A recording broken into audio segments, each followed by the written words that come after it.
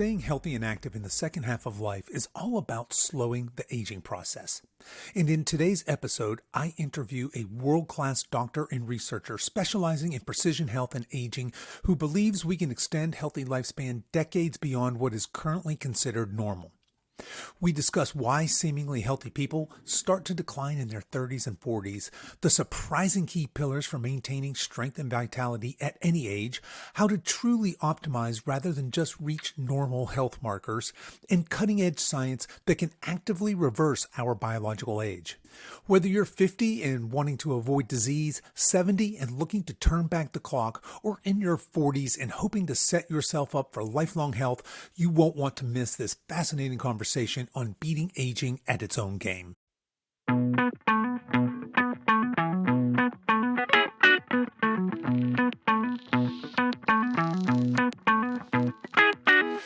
Hello and welcome to the Over 50 Health and Wellness Show. I'm your host, Kevin English. I'm the founder of The Silver Edge, and our mission is to help you build and maintain a lean, healthy body that you love for the rest of your life, so that you can show up in the second half of your life as the healthiest, strongest, most vital version of yourself.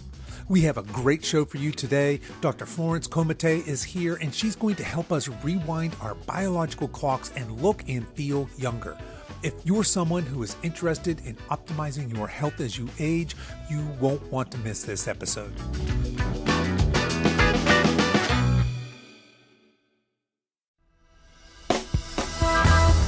My guest today is Dr. Florence Comite. Dr. Comite is a pioneer in the emerging field of precision health and aging. As founder of the Comite Center for Precision Medicine and Health, she's world-renowned for predicting and preventing chronic disease by actively reversing biological age.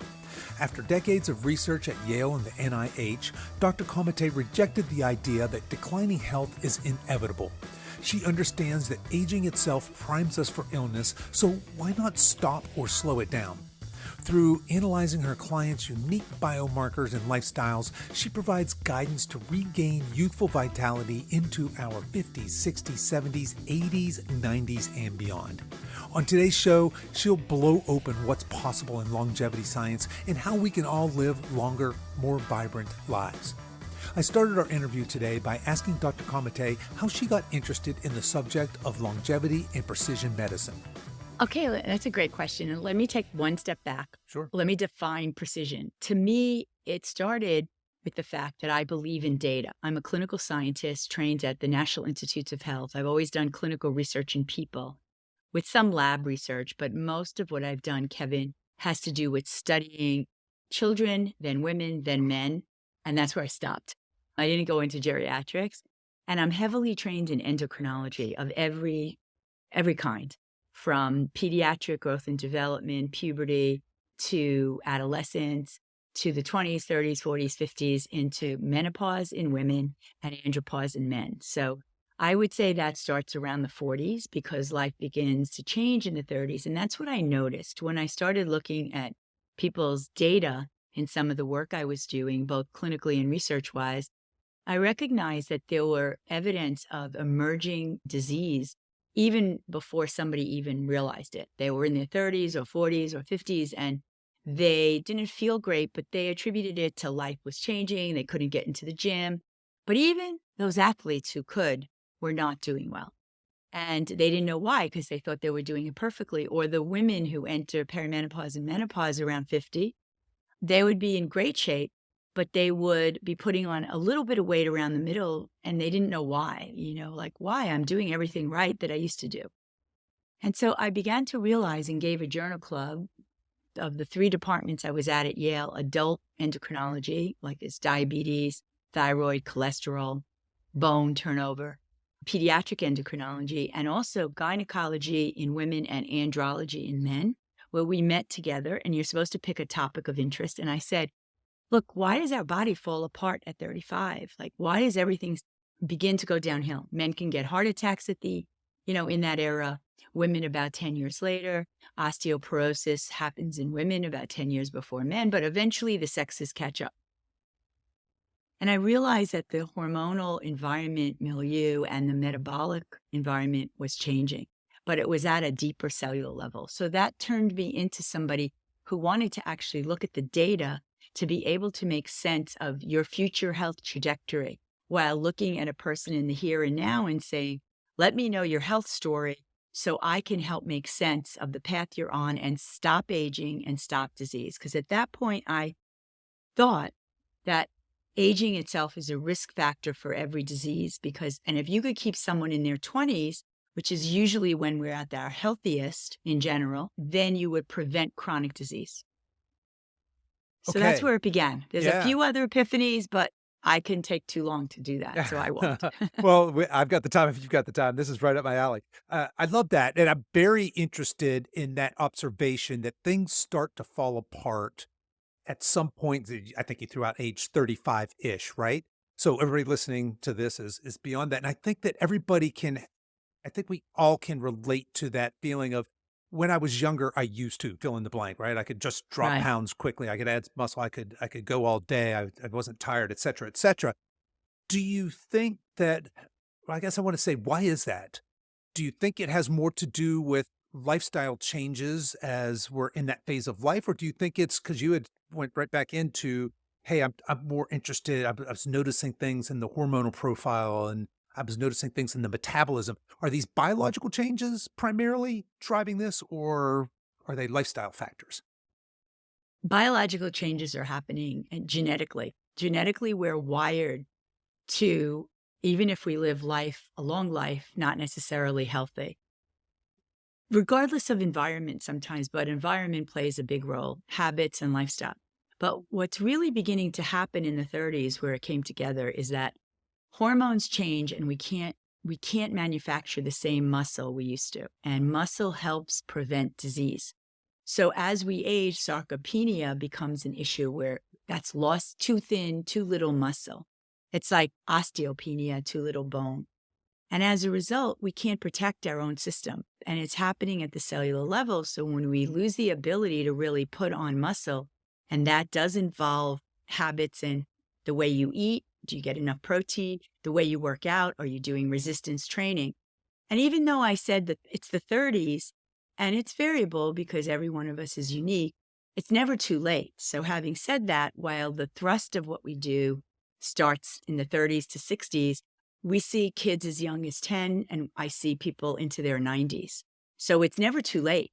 It's just a matter of what did you put into your life and into your, the way you live life with respect to sleep, working out, restorative practices like meditation, food, and how that's going to play out. And what do we do to change that and tweak it and modify it so we stop disease in its tracks, we actually reverse it, and you get younger biologically, younger instead of older. So you may age chronologically, but your rate of aging biologically is not 1-to-1. Ideally, it's 0.7 or 0.5. And so for every year that passes, you're only a half a year biologically older. You're actually getting younger all the time. All right. Well, that's got to be great news, right? I think all of us listening, we want that. So, talk to us, the listener that's listening right now, or talk to me. I took crappy care of myself for a large part of the middle of my life. In my 40s, I kind of fell apart, had this health event, this health scare, and that's what sent me on this journey to where I am today. What would you say to somebody who's listening to this, who's in their 50s, who hasn't taken great care of themselves, that has not done these things and is probably feeling the effects of that, but is interested in making this change? When you say that it's not too late, are you saying that it's not too late at this biological hormonal level to make changes to arrest chronic disease, but better yet, to actually reverse it? Is that the message that I'm hearing here? Yeah. Yes. So I don't know enough about what catastrophic events kind of changed your path, but as long as there are certain fundamental aspects of how you lived life as a child and young adult, that will come back. It's like the whole concept of muscle memory.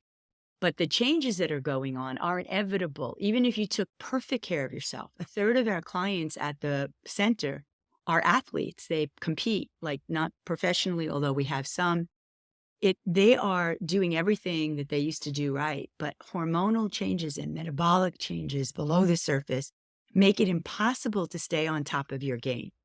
You don't put on muscle and you don't increase your testosterone without adequate hormonal levels. Optimal is even better. And by doing that, you're reversing the risk of aging. So aging itself is a huge risk factor for disease. So we do reverse. We have data to show that we reverse diabetes, heart disease. We can take each person as they come in. In fact, I just spoke to somebody who was referred at the age of 45 and has a very particularly challenging family history where everybody is diabetic with heart attacks and stroke. Now, they live until their 70s, even 80s, but not in good health. And so they want to reclaim health so that they can enjoy life to the fullest. And they don't want to go down their path. And they already know they have calcium deposits in their heart because they've done a study called a CT calcium scan. They know that they're pre-diabetic because they have some of the data, but they don't know what to do about it. And that's where we come in, because that data and interventions are what can change the course of your future health trajectory, be it at 30, 40, 50, 60, 70, 80. Of course, the earlier you start, the more likely, but I've seen lots of folks at 70 in much better shape than people half their age. Yeah. So it's a lot of variables. How you live life, what I think of as your health portfolio. Do you take any supplements? How do you sleep? Those variables are critically important to judge and connect those dots. Okay, I'm tracking 100% with you. What I'd like to do is maybe go through some of those variables and kind of talk about them and their role in healthy aging, specifically with this idea of reversing our biological age, right? And to have this youthful vitality that we're all sort of chasing in this age bracket. And I'll start with one of my favorites. You brought it up, and that you mentioned the health properties of muscle. Let's start with exercise. What is our prescription for healthy aging when it comes to movement? First of all, just move.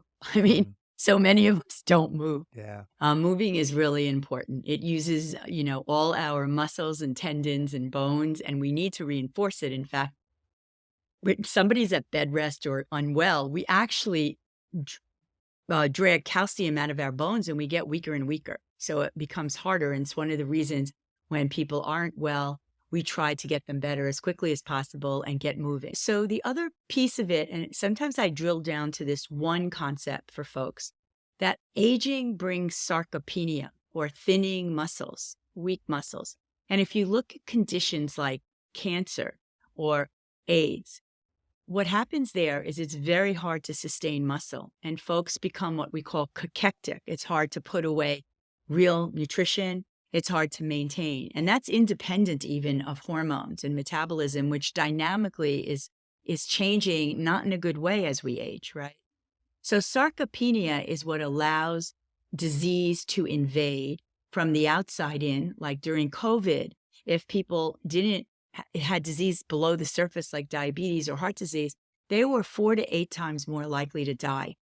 Whereas if you protected your health and you worked out and you tried to eat right, you were at least in part protected. So sarcopenia you want to avoid. And the only way you can avoid that is not with a one-size-fits-all prescription. Now, I know there are a lot of folks out there who speak about their own experience. And while they might give a disclaimer and say, you're somebody who might not want to fast or do keto, check with your doctor. What's really true is that everyone is unique. And by putting together a process, once you know the dynamics of a person, you can actually course correct where they go for the future. So an example might be, we have somebody I'm sure you know, VO2 max and exercise metabolic equivalents. So almost everybody we take care of, I would say 95 or more percent, improve their VO2 max over time. And by improving your VO2 max, which is you're running on a treadmill, you're collecting the air so you know how your body is functioning aerobically and anaerobically. And by doing so, and we're changing it, they can improve their ability to function, their cardiac and pulmonary function. But without sufficient resistant exercise and without sufficient protein in the diet and without adequate testosterone, which is the top 3 things that are required for men and women, you're not going to get as far as you would like. But you can see somebody who's been athlete running really has a phenomenal VO2. I'm thinking of one client in particular in his 40s with a family history that suggests early heart disease in his 3 paternal uncles. He even has a doctor in the family. His mother is a doctor too. And he has one of the highest VO2s. It's about 68, which is almost unheard of in someone who's almost 50. He was only beat by a 23-year-old who already had ridden cross country on a bike, in X number of days and did great. But he had not enough muscle, and he was sarcopenic and osteopenic. So by correcting the way he worked out and by adding resistance, not just running, cutting back on the running and adding 2 or 3 resistance and a half an hour to an hour in the right fashion, he's totally changed around his health and the strength and reduces his diabetes. We reversed his low testosterone, and he's in phenomenal shape right now and going from strength to strength. So it's important to look at the entire human system, not just pick just sleep or just supplements or just exercise, but rather how do you put it all together? Oh, I love that. Okay, now we're warming up here. I really like all of this. All right, so I love that you mentioned that when we're talking specifically about movement, we should all move, period. We should move more, most of us. But you had this sort of trifecta with strength training, protein, and testosterone, right? Being really Right. ease For to men this and women, by the for way, men not and just women. men. That's right. That's Right. exactly right. Different levels, but still the same criticality. And is there a distinction between then I guess the longevity properties or the overall health properties between, say, that slow twitch muscle fiber, that type 1 muscle, and type 2 muscle? Because as we bring in resistance training, strength training, it seems to me that we're more moving into this fast twitch arena. Is there something specific about the strength training routine as opposed to, say, somebody who's just constantly doing endurance cardio, which is probably eroding their testosterone and is probably paring down any of that type 2 muscle? In other words, is there something about strength training in the muscle fiber type that is protective of our health as we age, or do you think it's something else? And maybe it's more superficial than that. What I believe is that building muscle is very hard to do when you just do endurance and Right. you're burning the muscle, you're Right. burning the fat. More Yes. catabolic But than you're anabolic, right? And that type, yeah. exactly. And you need the muscle. I'll give you one example, like sugar. Why do we see more diabetes in people who are aging? Because muscle is declining, and muscle is important to husband sugar and release it when you need it. It's also a way to burn energy even when you're sleeping. It might burn at a lower rate, but you're burning energy. And you can't do that if you're purely aerobic. You actually need the power. So the other piece of it that I didn't allude to yet is high intensity interval training to make sure that when you need that surge of power, because that's what really happens with heart attacks. Heart attacks typically happen very early in the morning when you're waking up, your cortisol is, gearing up, which is the stressor hormone that's natural when you wake up.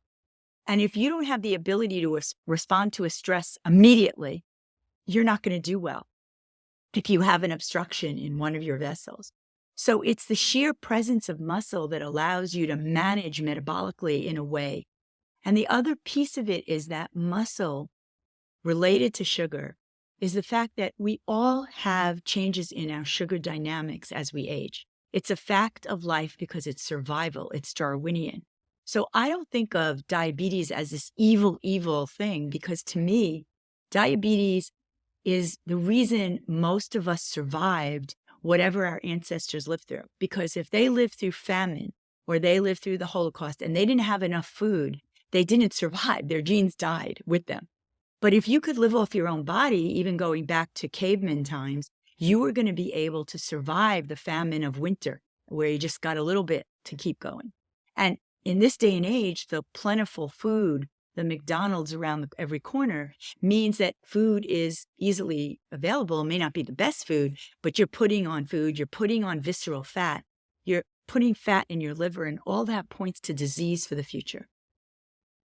Gotcha. Okay. So our prescription then, if we were to build one out for movement, then for longevity, would be, let's just say, if we walk the gold standard 10,000 steps a day, if we did maybe sort of a hit, and hit, for those that don't know, that's high intensity interval training, some sort of explosive, intense but short movement, and then maybe 3 days a week of strength training, some traditional strength training. I think that sounds certainly reasonable. I kind of want to go back and talk a little bit. Now, when you say, when we build this muscle, that's the more muscle we have, the more that's a glucose sink, right? And we have better insulin regulation with more muscle. And you mentioned that our sugar sensitivity, I'm not sure I'm using the right word with sensitivity, but it may change over time as we age. And just to be clear, when you say sugar, you're just talking about this glucose. So I can lump into that perhaps all of the processed foods that are these very simple carbohydrates. Is that fair? When I eat bread, for Yes, example, kind of eating sugar, aren't I? you are. But let me break that down a little bit more Sure. because I love bread and I want to explain. I love bread too. So bring it. Yeah, come Right. on. So let me explain because I did oversimplify in a little bit. First of all, running does not use up testosterone. Living uses up testosterone. Okay. Our bodies are primed to lose testosterone as we hit our 30s, 1 to 3% a year in women and men. And we women only have 5 to 10% of what optimal is for men. So free testosterone in men should be 180 to 250. In women, 6 to 30. So that's a significant difference, but we make good use of it. But it's part of the reason we women tend to put on weight around our trunk. Even women, not me, who are in great shape and they hit 40 and they're like, where does these 2, 3, 4, 5 pounds come from? So testosterone itself helps sustain that muscle. It also has an impact on energy, not just sexual function. A lot of people say to me, is it the fact that my libido isn't as strong, I can't get an erection, or I can't maintain it? It's actually energy that goes away. And that's the biggest complaint people have. But when you repair that and you optimize testosterone to that of a healthy, physiologically healthy 20-something, you are protecting your health. And you are able to manage metabolically the foods you eat, the workouts you do, the sleep you get, hopefully. So let me now turn to the food. Food is critical too. Without the building blocks of protein, you're not going to make muscle. So that's why those 3 legs are so critical. Sustaining testosterone, eating enough protein, and we generally say 1 gram per kilogram, which is 2.2 pounds. So 1 gram per kilogram per day. If you're really working out and taking it seriously and knowing your clients are likely, your prescription of 3 times a week of resistance training, or even 2 times, or even once if you haven't done it at all, start really slowly. Like if someone hates the gym and won't go there, I basically talk to them about finding a sport they like or hitting the gym if that's the easiest because they live in the cold climate. For 5 minutes, walk on a treadmill or go try the rower or take a couple of weights and, try to get a trainer, because I believe that that sets you up for the right form and using your body well. And particularly in your category, people of clients, they need to be careful because above all, you don't want to get hurt. And so form is the most important aspect of doing the right kind of exercise and resistance training and even aerobic.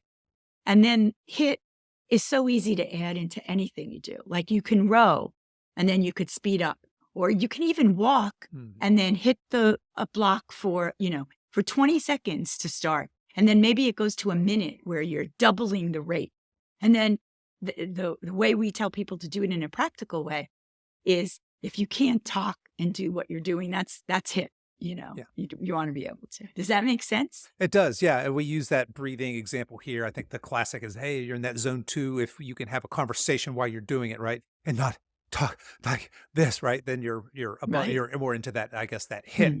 hit zone that you're talking about. All right, so I want to go back to protein because that's where I wanted to go next, right? We've got this. We understand the importance of movement. So I wanted to talk about nutrition. I love that you led with protein because it's part of this 3-legged stool you have with the strength training, the protein, and the testosterone. Put a pin in the testosterone because I would definitely want to come back and pick that apart a little bit. But you mentioned the primacy of protein, and I think we probably understand that we need the protein because we're going to convert that to amino acids. That's going to be the building blocks of muscle. But are are there other things specific about protein that make it a, let's just say, a longevity macro? And the reason I'm asking this is a lot of us in our age group, right? We grew up kind of with this cholesterol is bad, meat is bad. Now there's this big push that, don't, for God's sakes, don't eat a cow because, well, you're just a bad human if you do. What is it about protein and besides just the very obvious, I need it to build muscle, that is healthy for me? So that's a great question. And it feels like a leading question. I feel like someone must have told you that was a good question to ask I for no, me. I didn't know. I don't know if I'm stepping on a landmine or if we're on the same No, page no, here, no. but It's absolutely perfect. We're right on. exactly on the same page. Okay. So first of all, protein has an impact on metabolism in a positive way. Now, with some exception, like if you have bad kidneys, you have to be careful with the protein. You can't overload your kidneys because your kidneys are the clearing organs for toxins, and proteins can hurt people too much. The other clearing organ is that handles, waste, if you will, is the liver, besides making cholesterol and CoQ10 and others. So that aside, protein allows your body to release insulin in a favorable way. And I'll start with what's bad about sugar per se. And it's really pure, simple sugars or processed sugars. And it could even be fruits because the sugar challenge is really a challenge. It doesn't mean sugar is bad. It means when you have sugar, your body is trying to take care of it. And if you have a pure sugar meal, your insulin is going to be delayed. Your sugar will pop up. Like you have a piece of bread that's just a pure, piece of bread, even if it's a great piece of bread from the bakery. So now if it has some seeds on it, like pumpkin seeds or sunflower seeds or nuts, you're way ahead because you're going to be having protein. So a meal like a banana and a bran muffin causes your sugar to go sky high because it's a pure carbs. It sounds healthy, right? I know when I ask people what they eat, a lot of times they'll say, well, my healthy meal is a bran muffin and a banana. And the unhealthy days, I have a couple of eggs and some bacon, and you know Right. how it is. Yeah. And I'm like, well, you got that backwards. Yeah. Your eggs and bacon in moderation, because we believe in moderation, not deprivation, is actually what's healthy because by eating complex, eating protein, fat, and fiber before a sugar. So you can have that piece of bread, but first bite into the eggs and have some bacon because the bread will then be modified by the protein that hits your body first. It will slowly rise. Insulin follows it in a very nice way. So they're almost gradually rising like a gradual mountain and then coming down together. The other good news is that it lasts a longer time in your body. So your body feels fuller and you feel better. Whereas what happens with just a pure carb meal like bran muffin and banana is that your sugar goes sky high because it's pure sugar. Nothing modifies its absorption as well as protein. And then after it goes sky high, it shoots your insulin up. Your sugar then falls, but your insulin stays up. So you start feeling jittery and hungry early in the course of life where you're beginning to lose muscle. You're in your 30s. This could happen even younger. And as a result, you develop insulin resistance ultimately because you're overshooting that insulin. You get jittery and hungry. So you've had your healthy breakfast of a bran muffin, so-called healthy breakfast of a bran muffin and banana. Your insulin comes next. And if that's at 8 o'clock breakfast, at 10 o'clock, you're reaching for a donut and cup of coffee to keep yourself going because you feel weak and jittery. You don't know what's going on. So protein protects our metabolism to even things out and more slowly digest carbohydrates and all the food. And then it gives us the building blocks for muscle. And if you have the muscle on board, the sugar gets packed away and released when you need it. So it's a whole system we have. And by working the system the way that magnifies optimism, that's the route we tend to take to make it practical. Yeah, okay, I love that. I love that saying that the protein protects the metabolism. We know that protein is the most satiating of the macronutrients, meaning when you eat that, you feel fuller longer, help you to keep you from overeating. And I want to kind of circle back to the carbs also, because it seems like there's certainly when we eat the protein before or with the carbs, there's this insulin modulating effect, right? We don't have that crazy spike and crash that you talked about. But it also seems like when we look at the prescription for carbs are, I mean, let's face it, these simple sugars are broken down into glucose, and that's your body's most readily available fuel, I believe. And if we're moving a lot, so going back to our prescription of walking and HIIT and doing resistance training, we probably have a higher tolerance for carbs as opposed to somebody who's not doing these things and is leading a very sedentary life. Is that fair?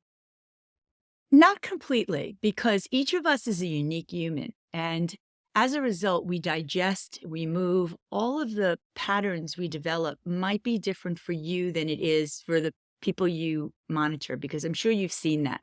If you did the exact same thing with 10, and this is where it started for me, with let's say 10 people you're training, maybe at the end of 1 year, 3 or 4 of them have done extraordinarily well. They have a 4-pack or a 6-pack and they feel great.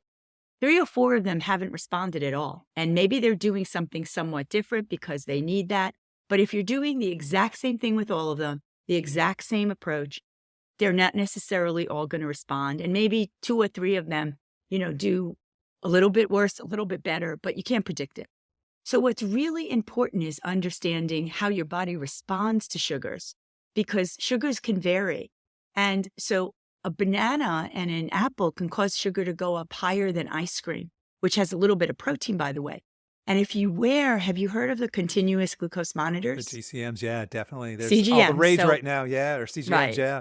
Well, we've been using it from the beginning because I'm trained in endocrinology of all sizes and shapes, from pediatrics to adult men and women, menopause and andropause in men, when the systems, the ovaries and the testes begin to slow down.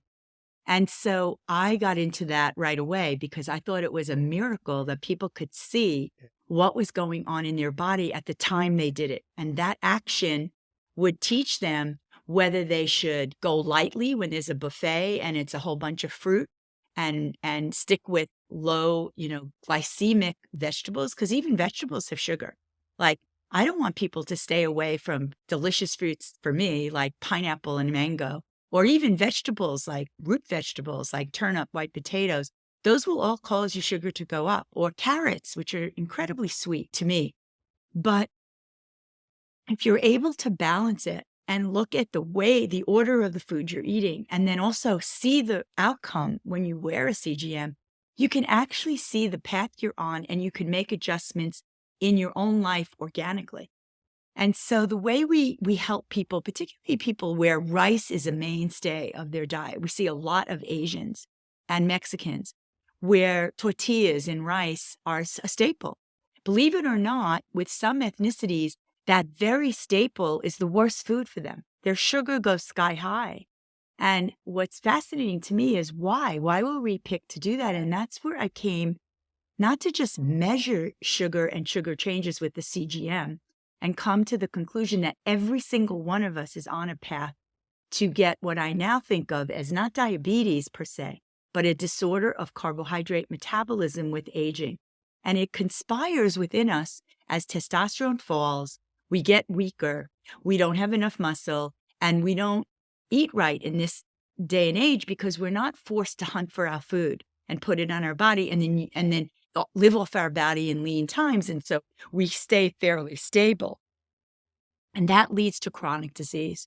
And so the group of people you're seeing in America, according to the CDC, 6 out of 10 Americans will have at least one chronic disease, and 4 will have 2. And our GNP for healthcare, which is why Amazon's in it and CVS is in it, is $4 trillion, only to get worse because of the graying Americans. And if we could change the way people think about how they put these pieces together as a puzzle, I think of a human being as bits and bytes.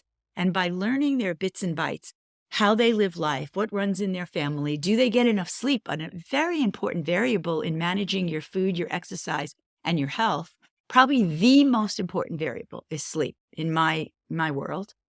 And everyone needs different amounts, but I like to target at least 6 to 8.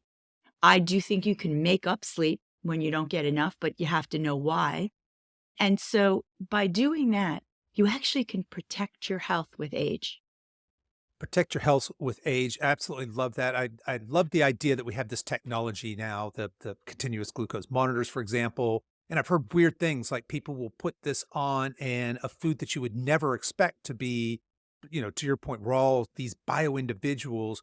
They get this feedback and they can see in real time. Well, that's really weird. Every time I have avocado, I spike like crazy. But when I, to your point, have a bowl of Fruity Pebbles, it's just normal spike. What the heck is going on here? And I guess that's getting down into that very individual precision medicine kind of realm there, right? Exactly. So precision to me, like I used to duke it out with people about personalized medicine because everybody was saying that and Hmm. precision. And as a physician, to me and to my colleagues, personal is the only way you can be if you take care of a human being. What's more personal than a human being who trusts you to help them with their health? Now, it's true most of the time you see people when they're sick because they don't understand that diabetes, heart disease, stroke, Alzheimer's, cancer, osteoporosis happens over decades. It's not overnight. And so that is what we're looking to stop, that being proactive, not just prevention. Prevention to me is stop smoking, you just had a heart attack. To me, it's don't even start smoking, and that's just an obvious. Keep moving, be able to do the right thing so that you don't go the path. Your genes don't have to be your destiny because it's expression of genes. Yes, if everybody in your family has diabetes, and I just spoke to a guy I think I mentioned a few minutes ago, who maybe I didn't mention the numbers. His mother, his father, their 14 brothers and sisters. So one has 8, one has 6. Every single one of them had heart attacks, stroke, and diabetes. And so if you look at it that way, it's like inevitable, right? But it doesn't have to be. By inserting these changes and measuring certain critical biomarkers, this gentleman can own his own future because he already has signs of calcium deposits in his heart. He told me that. And he's only 45. And his 42-year-old brother has even more. And if you look at it that way, you're like hopeless. But you don't have to be your mother, father, grandparents, aunts, and uncles. And ethnicity plays a role too.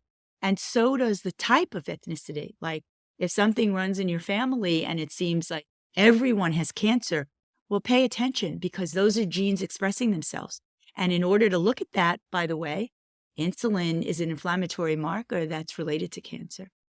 So we're very complex humans here.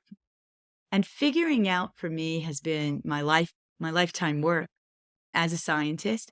But I've seen the data, my own data shows that there's a 98% correlation between inserting these interventions once we have these insights and we connect the dots in your entire system and we start you on a path of choices, how you sleep, how you eat, and work with that individual to, which you have to do all the time as well, to regain their health and maintain it for life.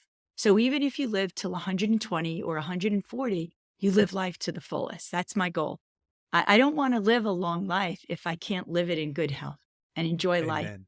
Amen. Absolutely Yeah. love it. And I love the way I think what you're talking about there is the genetics versus epigenetics, right? And there's this incredibly disempowering feeling of, well, everybody in my family has it. And so there's this inevitability that I will have it. But what I hear you saying is, okay, you may have the genetic predisposition for this thing, this negative health outcome, but really whether that gene expresses or not is mostly up to you. You threw out the number 98%. So there is hope, and that is very empowering that we have the tools, and the tools we're talking about aren't crazy, obscure, arcane secrets. They're these very healthy, basic lifestyle things that, I mean, so far that's all we've talked about, right? They are, and that's the place to start. Yeah. Well, hang on. The issue, yeah. Okay, because I don't want to go into because I do want to pick your brain about where we go after we get these basics checked, but I don't want to get Right. there yet because I want to go back. Sorry to interrupt, but you had No, said good. something that I absolutely love. One of the things I always say is I believe that sleep, healthy sleep, is the foundation of over 50 health. If you don't get that right, that's the biggest rock that you can work on in your healthy aging journey. Talk to us a little bit about the importance of sleep. What's happening while we sleep that's so vital for us to be healthy and disease resistant? So I'm going to try not to get too scientific and keep it, straight to the point. during sleep, sleep is everything because it allows your body to recover, rest, and restore. So your immune system is actively at work. The hormones you need change at night. Even the patterns, like if you travel and get jet lag, it's not so much that it's jet lag and you're not getting sleep. Your body can't turn on and off in the right way, and you actually precipitate disease. And a lot of folks know flight attendants, people who are shift workers actually don't do so well because they're not establishing those healthy sleep patterns. And I'm in total agreement with you. But when I started about sleep, I made it number 3. I said, exercise, nutrition, sleep.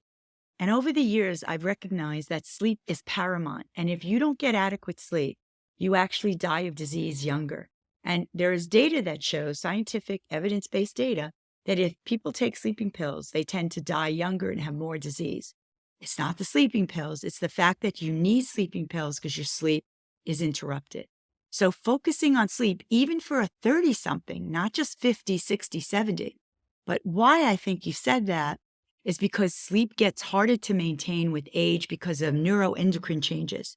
So some of the tips we talk about for sleep hygiene is not to eat 2 hours before bedtime. Allow your body to do work it needs at night. And if you put an extra burden on it by eating, particularly eating like a carb-heavy dessert or meal within 2 hours. Now, can you have carbs? Of course. Life wouldn't be fun for me if I couldn't do ice cream. And I do dark chocolate. I put it in my shake every day because it helps memory, cognition, and I love chocolate. So there are ways to keep life balanced, and that's what's mostly important.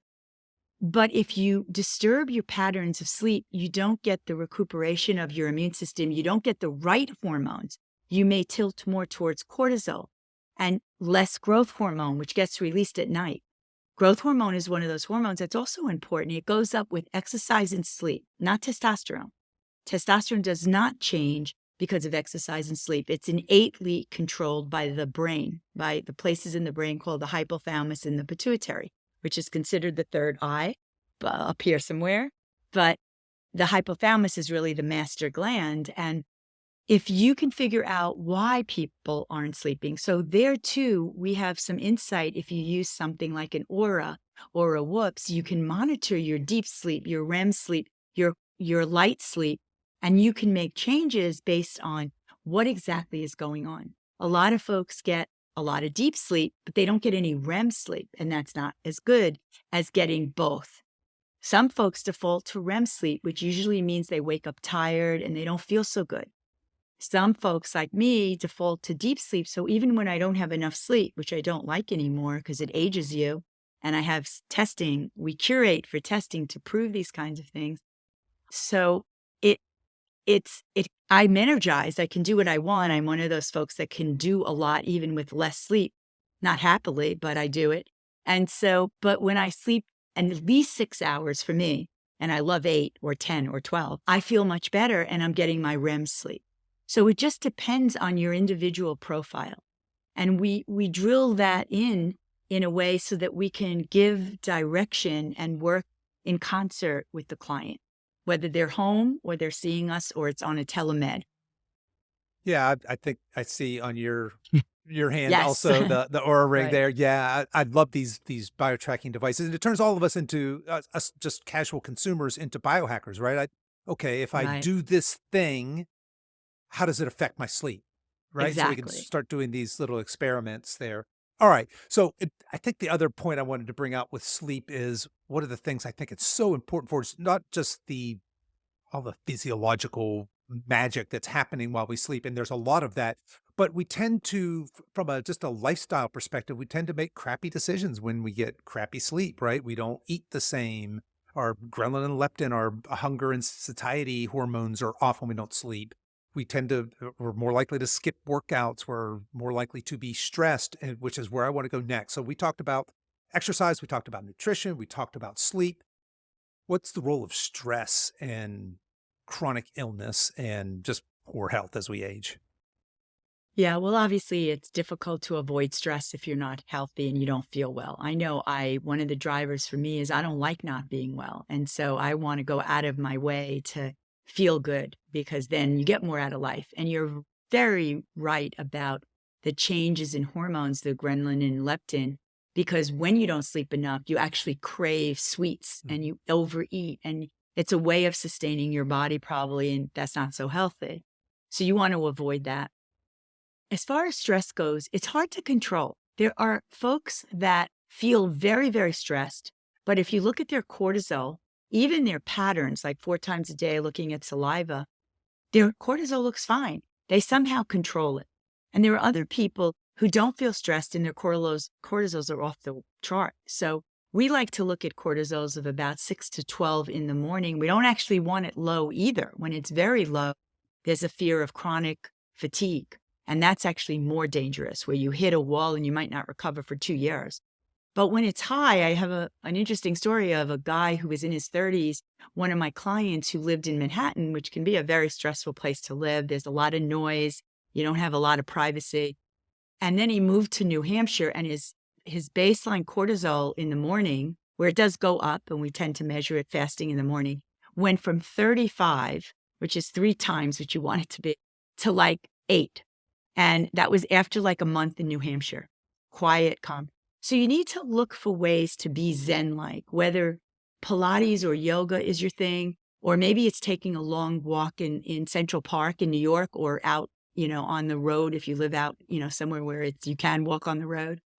But you need to find ways to reduce that cortisol, because cortisol, which is the fight and flight hormone, comes into play no matter what. Like you see a bus coming down the street and you're stepping out in the street and all of a sudden your cortisol can surge.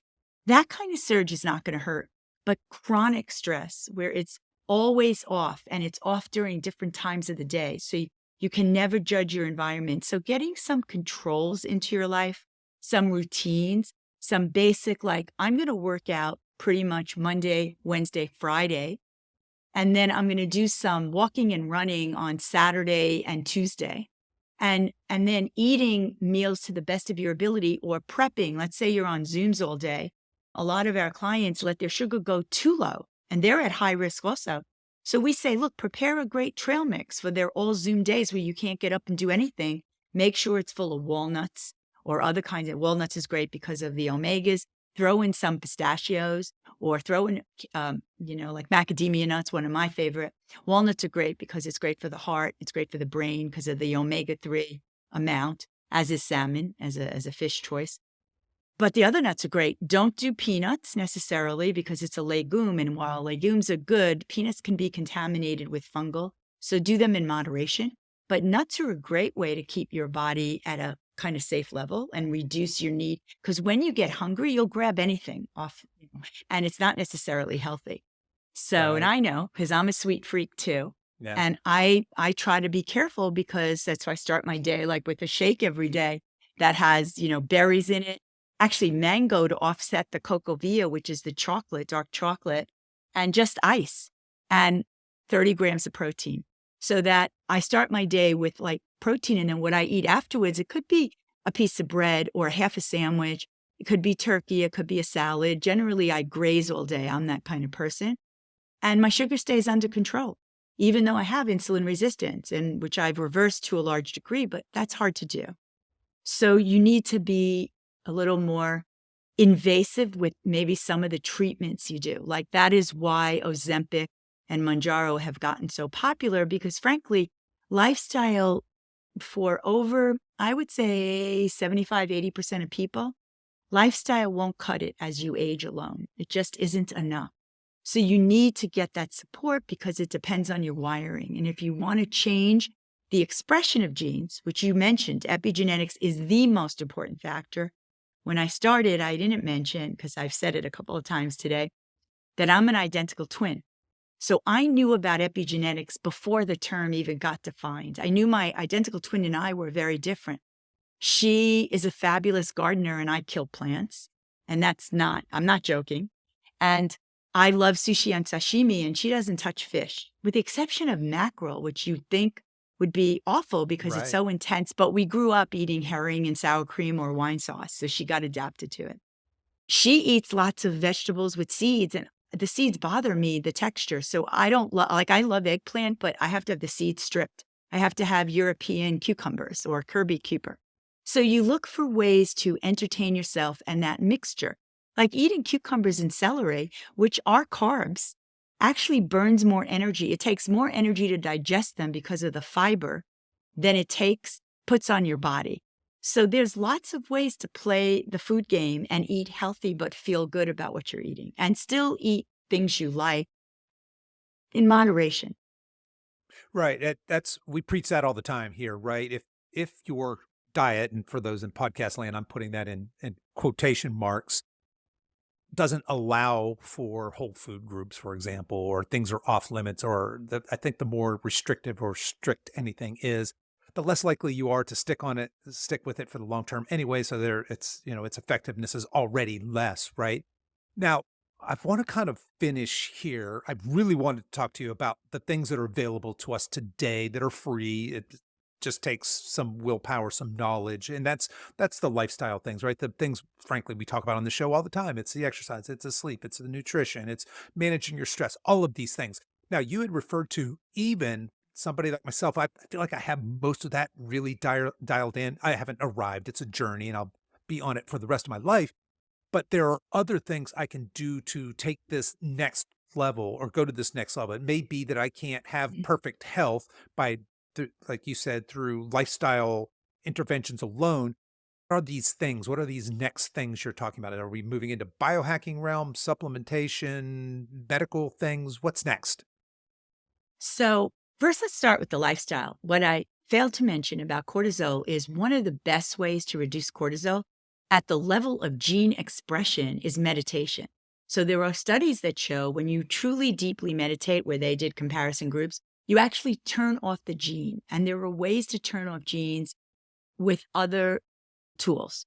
So, meditation, though, is fabulous in a lot of ways because it lets you feel you're calm and it restores control to what you do. If you can, it's very hard for me. I don't meditate. I have tried. I do a little bit, but I find that I fall asleep when I meditate. So I have to find another way to do it, possibly because I do it at night, and I'm tired. So other tools include hormonal, careful risk-benefit hormonal optimization. So that means for most people, and it's a protective hormone, testosterone for men and women with HCG for men, which is human chorionic gonadotropin, is another route we use. Because once men hit their 30s and 40s, they don't produce the same amount of testosterone they did in their 20s. And that's why you begin to fail. We all begin to let disease emerge at the cellular level. And then with time and life, they get worse and worse because we get weaker and weaker. We get sarcopenic if we're not doing all the rest of it, right? The amount of protein. Water, we'd even mention. Drinking a ton of water, forget about the amounts. Don't track that. Track your urine. If your urine looks clear like water, you've drunk enough water for the day. And that helps clears toxins, and it actually can make you feel better in a lot of ways when people have GI issues. It really helps because it cleans out a lot of what's going on in the system. We need water for life. And then besides increasing testosterone, you want to look at what supplements might be helpful to keep your body on target. Some of the things we use are ways to increase nitric oxide. So now you can do it with Cialis and Viagra, but you can also do it with arginine, citrulline, and ornithine. And you could take a combination, and those are simple amino acids. So getting a few biomarkers to see what your real levels of total testosterone and free testosterone, we go by free, because total could be bound up with something called sex steroid binding globulin, and it's not free to act. All hormones have to be free to act in your body. That includes thyroid too. So checking thyroid, checking testosterone, checking fasting insulin and glucose and hemoglobin A1C, as well as cholesterol risk ratio, which comes out of a regular lipid test, will give you insights into how your body is working regardless of what you're doing. And then you set a path for these next steps. Maybe you need a supplement that's going to lower your bad cholesterol. And maybe you need a different kind of exercise to raise your HDL, which is the good cholesterol. You might need to go deeper and look at particles and look at the number of particles and look at some of the genetic markers. There's a marker called Lp(a). Have you heard of it? I have not. That's a marker that you can't find unless you screen for it. And if a family has a high risk of heart disease and stroke, that marker is likely elevated. And sometimes your cholesterol can look great. So learning your sugar, hacking your own body to the extent you want to. Now, some people don't want to know. They would like your help, but they just want to, you give them, tell them what to do. So they don't really want, they get scared when they look at the numbers. And if you tell them, okay, let's work on the places that you can take control over and we'll give you the guidance you need, which is what we do at the center for that group of folks. Usually they're the ones that are the couch potatoes that keep their head in the sand until there's a wake-up call. Either somebody close to them passes away or they get a bad diagnosis. And there we're careful. They may not want to know what's in their future, but they want to feel well. And for those hackers, which I love, they're the early adopters who I've had people come in with 30 years of Excel spreadsheets on every number, which, by the way, I love because it's in the trends. Yeah. And they're not doing Right. well and they don't know why, but we can see it right away. So there's so many ways to cut and dice it. And for each person, it's a little different. That sustaining your health and not getting weak, you see a lot of men hunched over walkers because they have osteoporosis, which is completely reversible, and you can stop it by using very safe peptides where it will grow bone to the tune of 11% per year, because we've laid down almost all the bone, the maximum bone we're going to get by the time we're 30. And after that, it's a sustaining game. And as we get older and older and our testosterone falls, well, bone resorbs more than it forms. And so Colles fractures of the wrist, which when you fall and you use your hands, you can break your wrist if you have that. Hip fractures and shrinking or spine. Like if you hear a report, I remember hearing this early on and figuring it out. A lot of the women, when I started women's health at Yale, and even men would tell, but that happens a little later in life because men have more testosterone. They would start the day with the mirror, the rear view mirror positioned in one way. By the end of the day, when they were going home, they had to adjust it down because they shrank because of gravity. So, and if that happens to a large degree, you're at high risk for osteopenia and osteoporosis. So we're complex, and it's hard to give everyone one answer because one size does not fit all, even my twin and I, as I described. And so learning what's out there for you beyond lifestyle is a journey. And reading and listening to a lot of folks, like I like Huberman. I'm hopefully going to start my own podcast. Maybe you'll come on and I'll interview you next year. Yeah. Because I feel like we have a lot of the data that can help people and we can help them interpret their own data. So by getting blood work and by getting certain biomarkers, you can get the guidance you need. It's like when you assess someone to decide how you're going to help them learn to move and correct their body parts and protect their knees maybe and protect their shoulders. So other examples of that is PRP, or platelet-rich plasma, and stem cells. Those are miraculous. I tore my medial collateral ligament in my medial and my meniscus in 2017 or 16.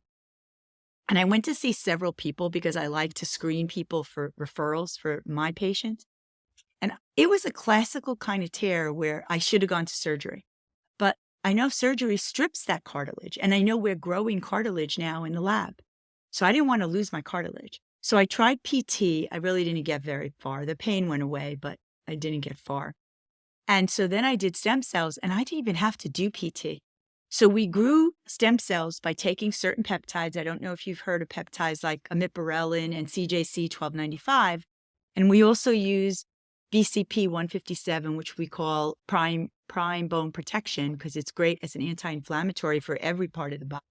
And I won't come off of it now because every night I take a combination and I can basically work out any way I want. Thank God, knock wood, my joints feel great. I ski, I rollerblade, I water ski. I'd love to play tennis, but I haven't had enough time and I'm a little concerned, but it's a great sport for longevity. They've shown that people who play tennis, they've done these studies in the UK where they went back in the records. People who play tennis have longevity. So I'm sorry I digressed to all these pieces, but I know that it's important to understand the whole system, Oh, it is. And it's like you mentioned several times, it's a vastly complex system. So it turns out we are wonderfully and fearfully made. So actually, before we go any further, are you okay for time? You have another 10 minutes? I have another, let me just see. Yeah, I can Because do we're at another stop. Okay, 10. fantastic. All right. It's Uh, hard to turn me off once you all turn me right, on because same. I'm I'm the, just getting warmed up. No, we'll wind up here in just a minute. I okay. wanted to go back and just briefly touch on, you had mentioned, we'll use testosterone as our example. Talk to us a little bit about the difference between the normal range and the optimal range, right? Because when I go to my doctor, he's going to test that and there's the normal range. And as long as I'm 1 point above it, I'm quote unquote normal. That range keeps changing because it's not based on optimal. It's based on apparently populations, which are getting sicker and sicker. So what am I looking for as a consumer when I'm going in, I'm having these tests done? We'll just use hormones, for example, but it could be anything. How do I, as a consumer, convey to my healthcare provider that I don't want to be normal, the low end of normal of something? I want to be optimal and have him be my ally in this healthy aging journey. Or do we just Well, come to you for that? you said it well. So Right. I think where you want to start is you want to pick the right clinician Right. because you can't always convince somebody who's trained and sees out of a certain lens. And in conventional medicine, a lot of male doctors don't believe that males age and they don't believe that hormones affect males in any way, which is obviously ludicrous. I think the midlife crisis is one good example of that. You know, either finding a younger woman, or buying that Porsche, whatever you do, you know, you're trying to keep it up. And that's the name of my book, Yeah. which We didn't actually even talk Jeff about was that. the Yeah. editor. Right. Yeah. So I wrote it 10 years ago, and it is about precision medicine, but it's about healthy longevity. How do you detect? And I'm happy to send you a copy if you don't have one. And so basically you're right. So here's the thing. I don't say normal ever. It's like not an evil word, but it makes no sense. There is Right. no such thing. There's no normal. If you look at a normal curve, which is like a mountain, the peak of the curve is population research, where you get average to the mean, regression to the mean. But what do you do about people at the two ends? So I look at optimal. Secondly, and come back to it. Secondly, I'm not Mother Nature. So I can't do hormone replacement because I can't recreate what Mother Nature does so well and what Father Time strips away from us. So we look for risk benefit. It's the same thing you do when you're teaching people how to move and what to do. You look at their own makeup. If somebody's been a football player versus a soccer player, they have completely different body types. And so you're not going to necessarily do for the soccer player what you do for the football player or the runner, right? We talked a little bit about that. And so from our point of view, there's an optimal range. And what you need to say to your clinician, if they're open about it, you might want to give them my book. And sometimes they'll listen. I've had doctors tell my patients, you're too healthy for me, go away when you get sick. So sometimes they don't want to know what health is. In fact, did I mention that when I graduated medical school, one of the reasons I started this path is my dad, who was a self-quantifier and a geek, he said to me, okay, you now graduated Yale Medical School. Tell me how to stay healthy. And I looked at him confused and I said, no, in medicine, we learn about disease. We don't learn about health. So that's the change we're looking at now with the graying baby boomers.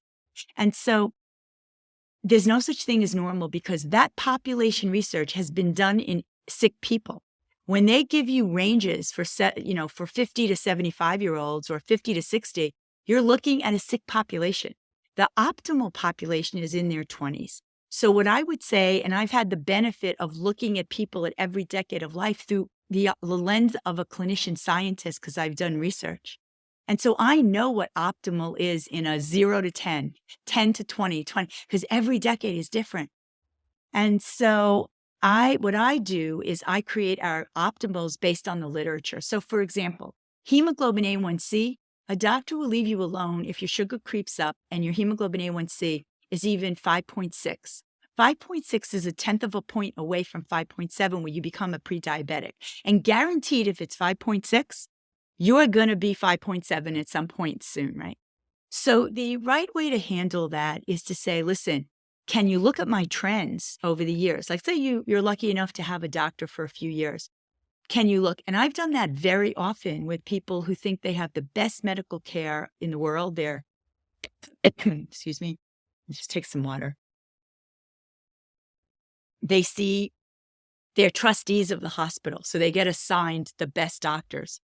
And I'll pull out all their data and I'll say, well, do you see that 5 years ago, your hemoglobin A1C was 5.3 and now it's 5.8? Well, guess what? You've become a pre-diabetic. Or do you see your cholesterol? In women, a lot of times they have beautiful cholesterol because more women than men have high HDLs, which is very protective. But the minute they lose estrogen and they go into menopause or even perimenopause, their LDL goes up, the bad cholesterol, and their HDL can stay the same. They can have an HDL over 100. And you're lucky as a male in general if your HDL is over 50. That's the good stuff. I won't break it down into particles right now. And they'll be very confused and they'll say to me, I've always been told my cholesterol is amazing. And I like, yeah, that was when you were in your 30s and 20s, when you had estrogen on board and you were cycling. Right now, you're not. And as a result, your system is beginning to change. And if you have heart disease in your family or you have stroke or Alzheimer's or cancer, well, it's related. So let's look at ways to stop that. So ask for trends. Have the doctor pull out the older records or save your records. So take your clients, for example, and say to them, try to collect your records. Go back a few years because most states have rules that doctors cannot get rid of records. Like in New York, it's 7 years. I think in Connecticut, it's 10. Try to get your blood work because if you have guys coming to you and women and men, tell them that that's a way to say to the doctor, well, why am I getting worse? What should I do about it? And paying attention sooner in life than later and being strong enough to tell your doctor, I'm not satisfied with a low number. I don't want to measure my testosterone 3 times to have you convince me it's fine. And even tests like thyroid, a lot of times you'll only get a thyroid stimulating hormone and they won't measure the real thyroid, T3 or T4. And we're a system, so they control each other. And TSH has a very wide range. So it's not just normals aren't real, they're population-based. It's that what we use to measure, possibly because of insurance, because you can only get free T4 and free T3 in some systems if your TSH is out of range. Well, 80% of people have a thyroid abnormality as they age. And if your TSH is anywhere between 0.45 or 4.5, allegedly you're fine. But if you look at your thyroid itself and the hormones it's producing, it can be low or high, even when your TSH is at the high end or the low end. There's absolutely no way to make sense of it without those 3 numbers. So I would say educate yourself. I'm hoping that I'll be doing podcasts to talk about some of this too, in more depth if we can, and look at numbers.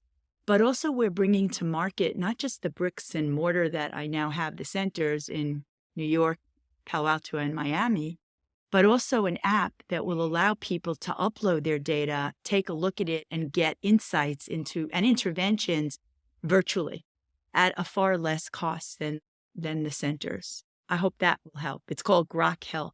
Very excited about it because I started thinking about it over 20 years ago. I thought of bricks and clicks, and I thought, if I could prove this model, I could bring it to everyone. Maybe not in the full bespoke way, but you have to start with baby steps anyway. You Sure. know that. Yeah, absolutely. All right. So yeah, from what I heard there, what I'm taking away from that then is just as a consumer, we could educate ourselves, and all of us should be. If you've listened this far into this podcast, congratulations, Right. you're doing that right. And then be your own healthcare advocate, right? And don't be afraid to take to really challenge your provider, your medical provider. I think that's a lot of us. We feel like, well, they're the doctor. They obviously know what's Well, best. maybe And I don't want to interrupt, but sure, the word challenge scares doctors and scares the patient.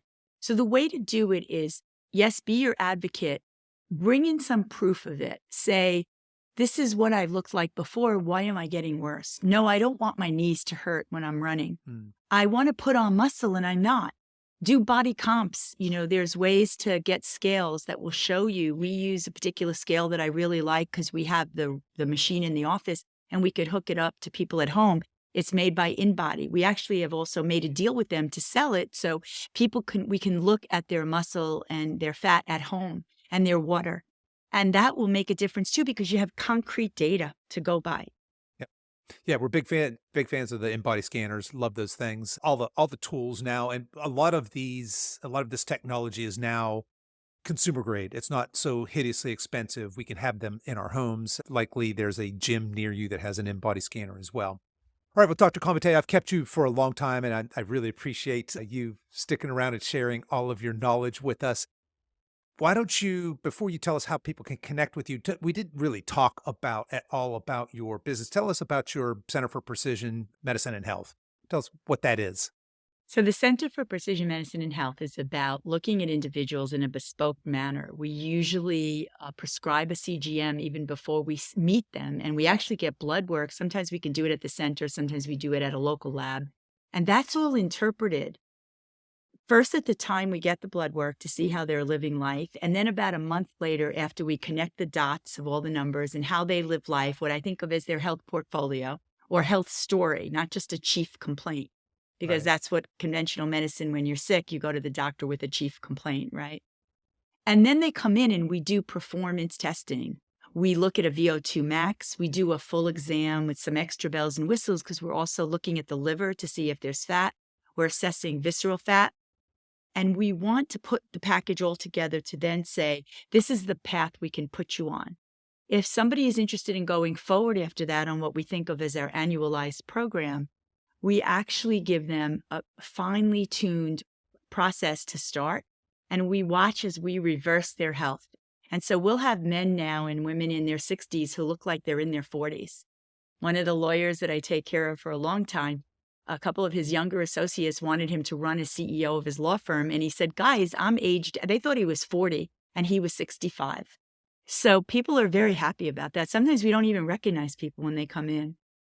And then they start on this path with us. Some of the things we do that you'll know even more about than me is like we look at grip. We look at balance. We want to make sure that people, even at 80 and 90, can get up from a chair without holding on. And that shows us that they're sustaining their strength, right? Once that happens, we're able to work with them on a path of year to year getting better and stronger and stronger. And it's not a New Year's resolution. It's a process because we've come this far and our bodies declined, even if you're in your 30s. Frankly, some people even in their 20s and some people in their 30s are not as healthy as a 70-year-old. And once they go through that, we have some patients who stay with us a year or two and then try to do it on their own. And you'll get some gains. We actually have pretty good success if you go to, you've heard of Brian Johnson? Did I mention him? No. He's a venture person who created a company called Braintree. I think it was bought by PayPal, and now he's doing something called, he has a website, but he also has his own site where he reports on how you stay young and reverse biological aging. It's called Rejuvenation Olympics. And the guys we work with him. So it's www.rejuvenationolympics.com. We are 25% of the leaderboard. So if you look, we have many more people than anybody else in the world. Most of the others are like a one-off. So we have succeeded in reversing and slowing biological aging, which was not exactly what I set out to do. What I set out to do is aging is a risk. How can we keep people physiologically younger? But I didn't know we could reverse disease and literally stop aging. So take a look at that if you're interested as well. Absolutely love it. All right, Dr. Comite, how can people connect with you, learn more about you? Where do you want to send them? So they're on social media, on Instagram at Dr. Florence Comite. Also, you can look at Comite Center and at Grok Health, GROQ. Both on Facebook, Instagram, Twitter, and LinkedIn is my name. I don't know that there are other sites or X and LinkedIn. So feel free to connect and look at the things we're posting and some of this information. We are going to be next year opening up the virtual app. We have people already in it from companies that are getting information at a much lower cost than the center. The center, by its nature, is bespoke and expensive, but I'm hoping to bring Grok Health to everyone. Right now, we're starting with companies who want their partners, executives to stay healthy. So we have a law firm and a tech firm out in California. Well, the law firm's all over, but who are beginning to use our app, and it's working. And in that, we'll have probably a low price tier, very low, where your folks might be interested in uploading their data. And they'll get grok pearls, my grok pearls, which will help them, like this podcast, like you're helping people, by giving them general ways they can look at what they're doing, but tied into their specific who they are, because we'll ask them to upload and answer a few questions that take 10 or 15 minutes. And it's not fully done yet as far as the marketing piece, but we're hoping to start at a really low price, like even $5 or $10 a month. And then people can opt in at a higher price. For example, if they want to get some biomarkers drawn at home, they want more specific information. Hopefully that will help everybody. I love it. I love where technology is going in this space. I think that's fantastic. Me too. All right. And folks, I will track all of that information down. I'll put all of that social media, website stuff into the show notes. You guys can find that there. Dr. Comite, I want to thank you so much for coming on the show, sharing all of your knowledge, your wisdom, and your passion with us. I love the work that you're doing and just encourage you to keep up the great work. Thank you. I should have a call like this every week, so it makes me up for even more. That's right. You too. I think what you're doing is great. And I could tell by the engagement we had that you know a lot of what I've said. And while your focus is on what your expertise is, you're open to all the other aspects of how one can keep their health despite chronological aging. We can stay healthy for the rest of our life, hopefully 120, 140. Amen. Okay, that's our show for today, folks. If you've enjoyed this podcast, I want to let you know that we have other free resources over at silveredgefree.com. There you'll find our free guides with our top tips on nutrition, exercise, and healthy lifestyle to assist you in your weight loss and fitness journey. So feel free to head over there and download anything that looks useful to you. I'll put links to everything we talked about in the show notes, and you folks can find those over at silveredgefitness.com/260. As we wrap up our time together today, you can show your support for this show in two important ways. The first is to tell a friend about this podcast and encourage them to give it a listen. The second is for you YouTube folks to click the like and subscribe buttons, and for you podcast folks to please give this podcast a 5-star review on whatever platform you listen to podcasts on, and be sure to subscribe and follow so you don't miss any future episodes. I really appreciate you spending your time with me today, and until next time, stay strong.